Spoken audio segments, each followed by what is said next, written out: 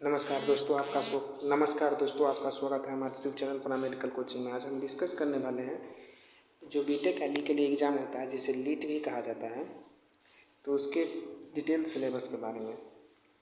तो आपका इसमें 3 टॉपिक होता है, मैथ होता है, मैकेनिक्स होता है और आपका इंग्लिश होता है। इसमें मैथ का पहला शुरुआत करते हैं। पहला टॉपिक है आपका सॉलिड ज्योमेट्री, दूसरा है आपका डिफरेंशियल कैलकुलेशन, तीसरा है आपका इंटीग्रल कैलकुलेशन, उसके बाद चौथा है डिफरेंशियल इक्वेशन, पाँचवा है आपका वेक्टर कैलकुलेट, और उसके बाद 6 है मैट्रिक्स और 7th है आपका फर्दर सीरीज। ये आपका खंड 1 का था मैथमेटिक्स का। उसके बाद खंड 2 है इसका इंजीनियरिंग मैकेनिक्स, जो कि आप सेकेंड सेमेस्टर में मैथ और मैकेनिक्स दोनों पढ़े ही होंगे। वही टॉपिक सब लगभग है।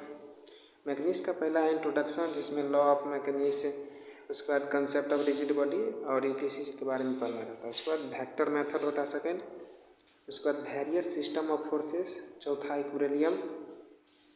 उसके बाद नेक्स्ट है आपका 5th में फ्रिक्शन, 6 नंबर है आपका काइनेटिक एंड काइनेमेटिक पार्टिशन। उसका 7th है इम्पल्स एंड मोमेंट, 8 नंबर है आपका kinematic and kinetic rigid bodies. उसका 9th है वर्क एनर्जी एंड पावर। ये आपका मैकेनिक्स का हो गया, यहाँ तक 9 टॉपिक है।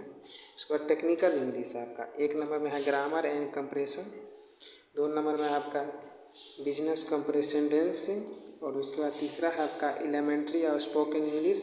उसके बाद आपका चौथा number sentence and paragraph written. उसके बाद 5th नंबर में आपका रिपोर्ट राइटिंग, 6 नंबर में है आपका technical description of the think and process.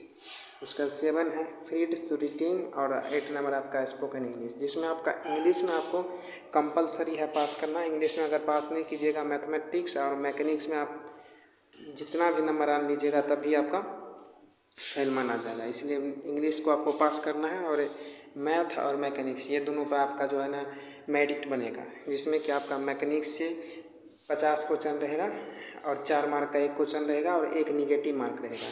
यानी आपका 50 का रहता है ना, तो आपका 50 चौका 200, यानी 200 मार्क का होगा, तो यानी टोटल 600 मार्क का होता है। एक और 1 1/निगेटिव